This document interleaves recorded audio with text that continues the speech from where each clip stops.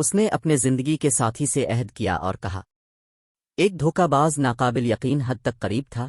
اس نے اپنے اہم دوسرے سے وعدہ کیا کہ یہ فرض کر کے کہ اب کسی کو کچھ بھی دیں گے، اب الگ ہو جائیں گے۔ ایک موقع پر ایک ممتحن یہاں آیا اور خدا کے نام سے درخواست کی۔ اس خاتون نے اسے روٹی کے 3 حصے دیے۔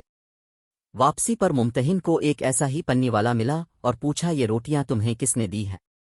ممتحن نے اپنے گھر کے بارے میں بتایا کہ میں نے انہیں اسی مقام سے حاصل کیا۔ اعتکاف تیز تیز قدموں کے ساتھ گھر کی طرف ٹہلتا ہوا گھر پہنچا اور اپنے اہم دوسرے سے کہا، کیا میں نے تم سے وعدہ نہیں کیا تھا کہ کسی غریب کو کچھ نہ دوں گا؟ میاں بیوی نے کہا کہ ممتحن نے اللہ کے نام سے درخواست کی تھی، اس لیے میں انکار کرنے سے قاصر ہوں۔ بدماش نے فوراً چولہا روشن کر دیا۔ جب برائلر سرخ ہو گیا تو اس نے اپنے بہتر آدھے کو مشورہ دیا کہ اللہ کے لیے اٹھ کر چولہے میں داخل ہو جائے۔ وہ عورت کھڑی ہوئی اور اپنا زیور لے کر برائلر کی طرف چل پڑی۔ خاتون نے کہا، آج میرے پیارے کے ساتھ میری محفل کا دن ہے، میں اس کے دربار میں جاؤں گی، اور برائلر میں دوڑی۔ ریپسکیلیان نے برائلر کو بند کر دیا۔